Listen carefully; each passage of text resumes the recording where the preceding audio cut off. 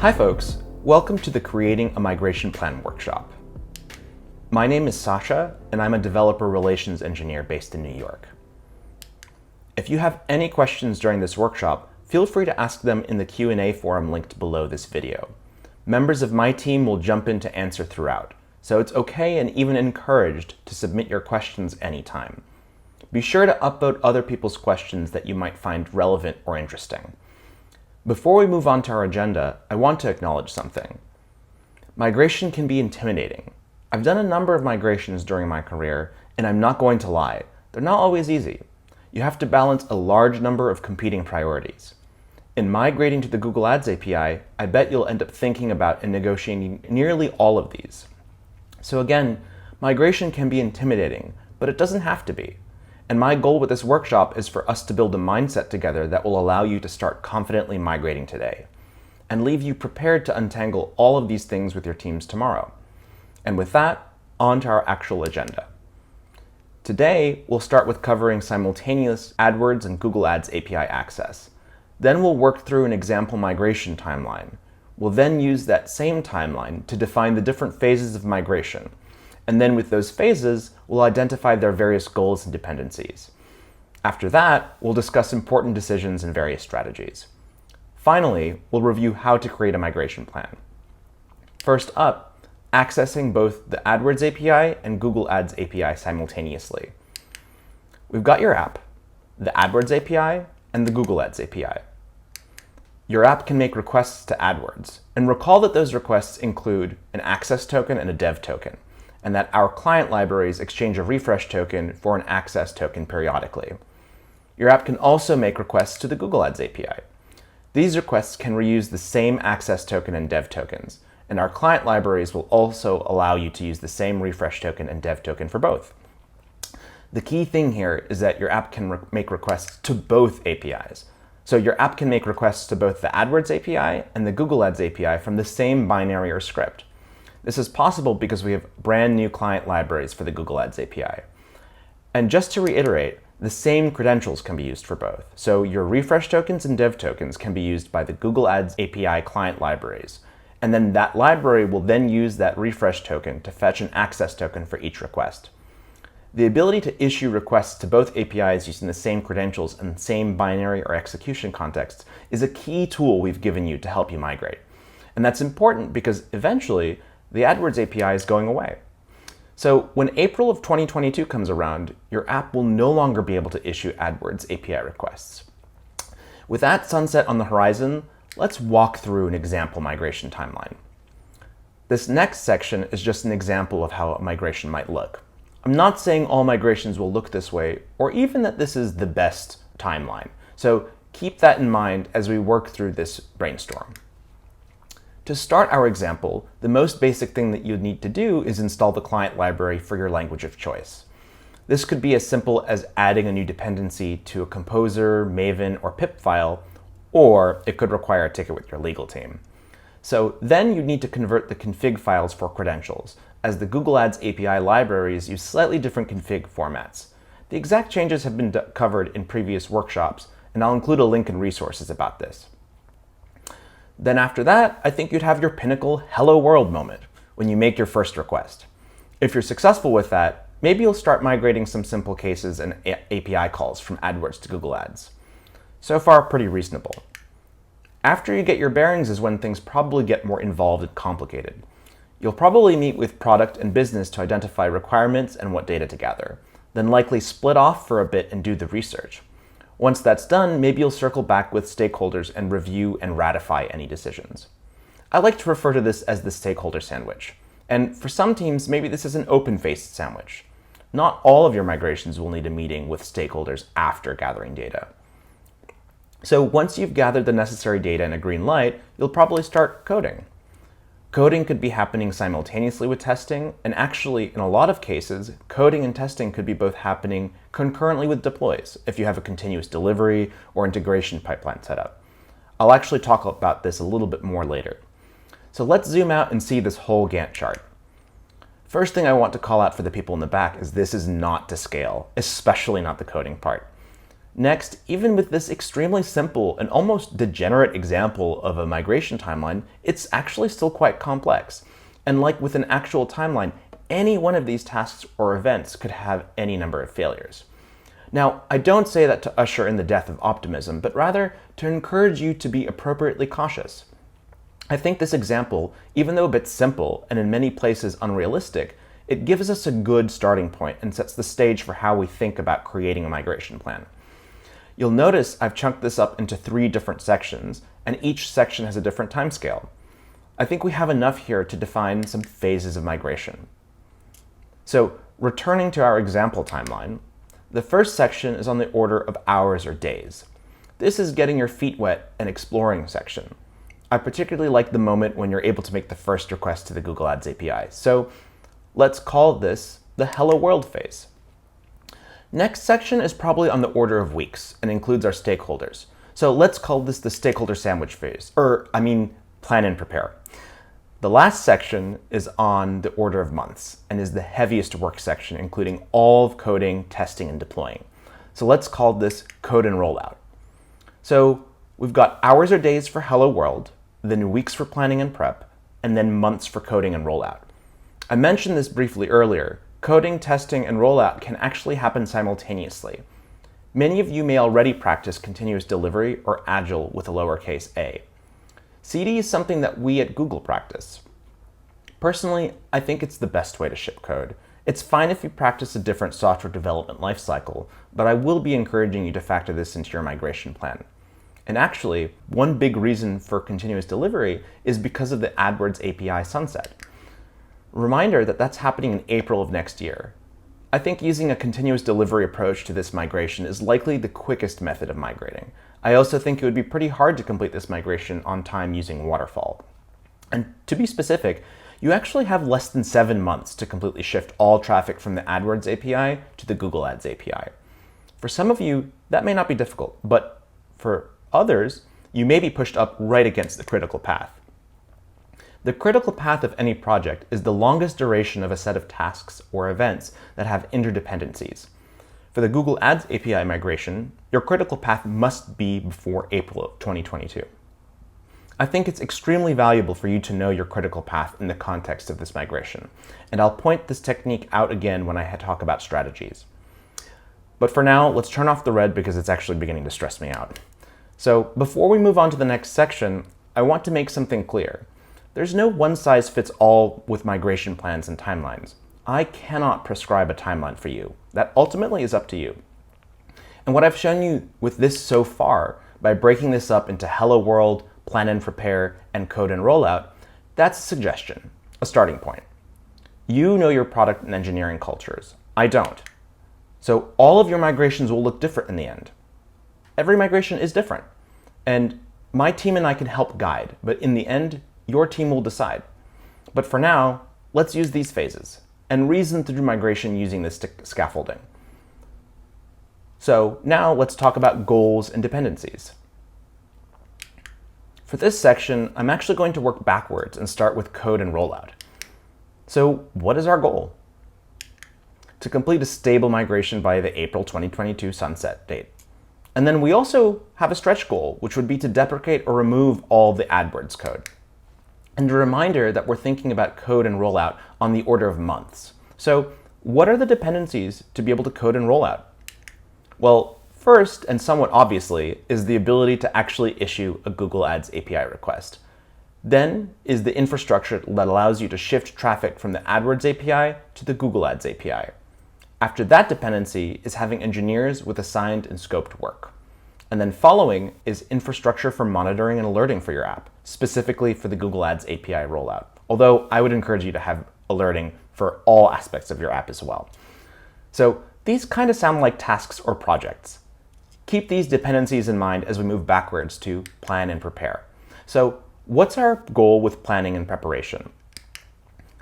I think the first is creating a timeline of features to migrate and assigning them to engineers, which makes good on the dependencies of code and rollout from the prior slide.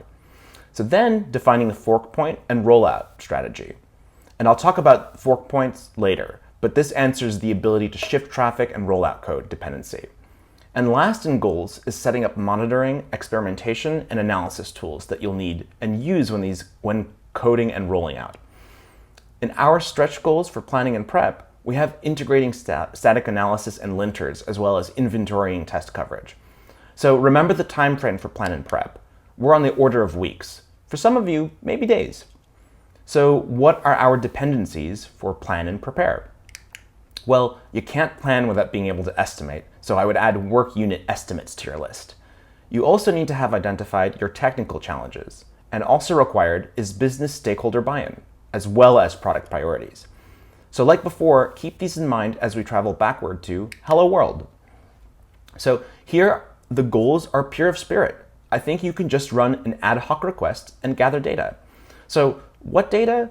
The things that you'll need for planning and preparation, like technical challenges and work estimates. As a stretch, you could migrate a small or easy feature here. And remember, this is on the order of hours or days, so this is pretty quick. So the next question is, are there any dependencies for Hello World? Nope. So we found our starting point. Honestly, if you left this workshop right now and started by trying to run an ad hoc request, my job would be done. But actually stick around so I can accomplish my stretch goals. So up next, let's shift gears and talk about decisions and strategies. So this time we're going front to back, and I'm going to touch on some details for strategies with these phases, starting with Hello World. So I'd like to highlight 3 strategies for you in Hello World. The first is learning tests, which I'll dive into more on the next slide. Next is low-hanging fruit. And then in the context of migration, it's identifying the easiest to migrate and lowest risk features for migration. And last is a spike sprint, sometimes known as exploratory programming. So let's talk about learning tests first. These are written against third-party code and confirm expected behavior of an API or vendor code, basically confirming the behavior behind the interface. These kinds of tests are great for helping you get a feel for an API or package, and then these tests can actually be used beyond migration. So you could use these tests to guarantee the contracts of our client libraries with the Google Ads API, for example. There's a number of computer science books that cover these. My suggestion is to search for testing or test-driven development. The other strategy I mentioned is spike sprints and exploratory programming. This actually goes hand in hand with learning tests. Spikes or exploratory programming are focused work units that help you answer exactly one question. A good example of a question is, how do I make a Google Ads API request? Or how do I request a report in the Google Ads API? You could write learning tests in a spike sprint, for example. That's how they fit together. Spikes are narrowly time-boxed, usually a single sprint, sometimes a single day, or even an hour. And they're narrowly scoped with usually a single bound question being answered. Suggestions around spike sprints are making sure you document the results well and share them with your team broadly. This also includes sharing negative results. And a key part to spikes is that you then use them to plan next steps. Okay, back to Hello World. So the strategies are learning tests, low-hanging fruit, and spikes. And the theme or decision here is what feature or service can you migrate quickly and safely? Now, moving on to decisions and strategies for planning and prep. The first is separating your epic user stories into tiers. Next is identifying parallelizable and independent work units. The next strategy is the critical path that I mentioned earlier. So let's say you have a vacation planned. In order to have your vacation, everything that happens up to and including boarding the plane are part of the critical path. So packing your bags, checking in, getting to the airport, and getting through the security, and then ultimately boarding the plane. If any of those is late or missed, your vacation is canceled. So all of these and their worst case scenarios are part of your critical path. So don't miss your vacation. Know your critical path. Moving to the decisions section, we have rollout strategy and selecting a fork point, as well as combining new product development with the Google Ads API migration. We'll circle back to those, but in the meantime, let's talk more about service tiers. During migration, you'll need to know what features are important and everything that is secondary to that. Knowing this will make it much easier to prioritize work and plan for risk. A simple method is breaking your features down into tiers. So tier 1 would be functionality that your app cannot live without and funnels into your key business metrics, basically anything that brings your business stakeholders joy. Tier 2 would be everything else. So work with business and product to define these and know what they are for your migration. As an example for an e-commerce app, checkout would be Tier 1, and then messaging a merchant would be Tier 2. Next is rollout strategies. These are tied to your software development lifecycle. With Waterfall, you have one big release at the end, so there's not really a rollout. While with continuous integration or continuous delivery, or Agile, you would incrementally roll out. The question is, over what axis? Do you roll out by user, by host, or maybe by service or feature? Maybe you can roll out a couple of reports one at a time. There's a lot of flexibility here, but it's important you actually pick one of these early on and engineer against it. And a note on Waterfall, I think this would be tricky and risky. If you're doing Waterfall and you haven't already started, you might be at risk for missing the sunset and missing your vacation. So if this is you, I'd suggest reevaluating and identifying your critical path. Closely related to rollout strategies is selecting a fork point. Here's a diagram representing your app. On the left is our API, and proceeding rightwards are various layers of abstraction in your app, starting with the methods in your app that call our API, then the classes or files that contain those methods, and then backend services that contain those classes or files, and then finally, your whole app. Here's one way you might consider forking, adding if statements to all of your API calling methods. Except, we actually strongly recommend against doing that. For one, AdWords and Google Ads are so different that for many API routes, it's simply not possible. Two, the code you would need to write to bridge between the different method signatures and return types will be extremely gnarly. Again, we strongly recommend against trying to write a layer that force fits AdWords and Google Ads. Okay, so then let's move up a layer of abstraction. This forking strategy would involve duplicating all classes or files used for Ads API logic, and then modifying the clones for use with the Google Ads API. Then you'd use if statements and callers to determine which class to use. Note, if you fork this way, AdWords API and the Google Ads API variants of the class should not be forced to have the same method signatures or return types. So it's actually your calling code that would deal with these incompatibilities. An example of this approach would be to clone your AdWords API Manager class and then rename it. The next layer up would involve a duplication of your entire backend service, with the if statement probably in a load balancer or routing layer. And then actually, there are some Google Ads developers that have treated this as a completely greenfield project and have essentially forked at the entire app level. This could be a big opportunity for paying down some technical debt and modernizing your application.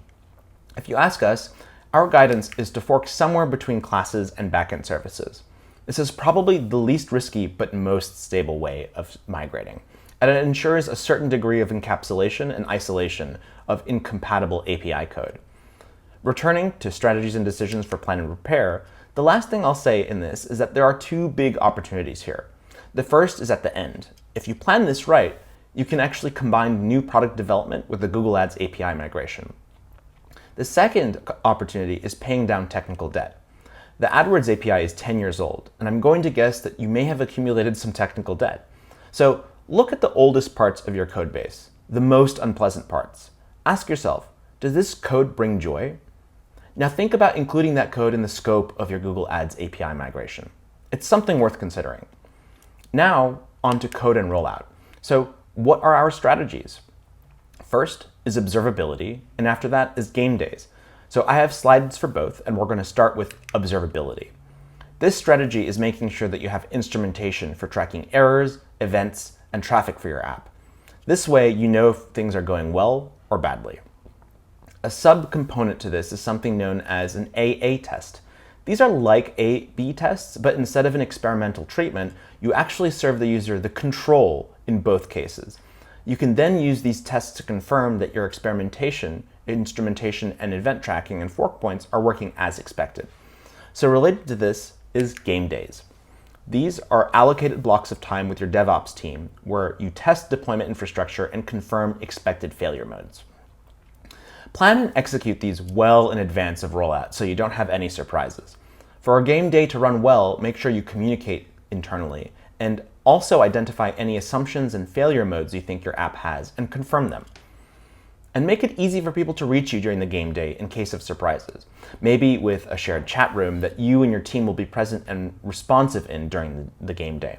Some folks refer to a channel like this as the war room. Just make sure to avoid fighting in there. So back to code and rollout. The two strategies of observability and game days work together to give you confidence in your rollout. I think there's some guiding principles for rollouts, which we follow at Google. We try to roll out quickly, incrementally, observably, and reversibly. So let me be a little more specific here. Rolling out quickly means shipping your code soon after writing it. It's easier to catch bugs when code is fresh. Rolling out incrementally means shipping your code in small atomic chunks. It's a lot easier to reason about a small change than it is a large one. And then rolling out observably means making it easy to identify when a deploy goes wrong. And last but not least, rolling out reversibly means making it easy to reverse a deploy when something goes wrong. When you add all of these together, it makes it easy to incrementally and confidently change your app from the AdWords API to Google Ads API. So how do you combine all of this and create a migration plan? So I actually don't have an answer for you. This is going to be different for all of you, but what I do have is I can give you some ideas. So start with a hello world and something to navigate the flood of tasks that result from the hello world would be to define your dependencies and strategies by working backwards, kind of like how we did during this workshop. Another thing to do is include product and business stakeholders from the beginning. Their insights into what is important, into what brings joy, is critical for your ability to navigate this complex migration. And then consider combining your new product development with your migration. And at the end of the day, there's a huge amount to plan to migrate successfully. And yeah, it is intimidating. But starting is easy. Open up your terminal or IDE and start your hello world today. My colleagues and I on the Google Ads API team will be with you the whole rest of the way. Here are some resources to help you out with this. A couple of key items here are on our developer site, like the migration planning guide and the deprecation schedule. Then for more technical details, obviously all of the other workshops are great. You can also take a look at my migration webinar from June. Another resource that I think is very helpful is the Migrating to Google Cloud Getting Started guide. Now, this resource is actually meant for something completely different, so I don't want you to get freaked out and think that you have to use and migrate to the Google Cloud platform in addition to the Google Ads API. But the guide for doing the migration to the Google Cloud platform has some great strategies that can be very helpful to folks. So check it out if you need ideas or assistance. And with that, thanks for attending the Creating a Migration Plan workshop.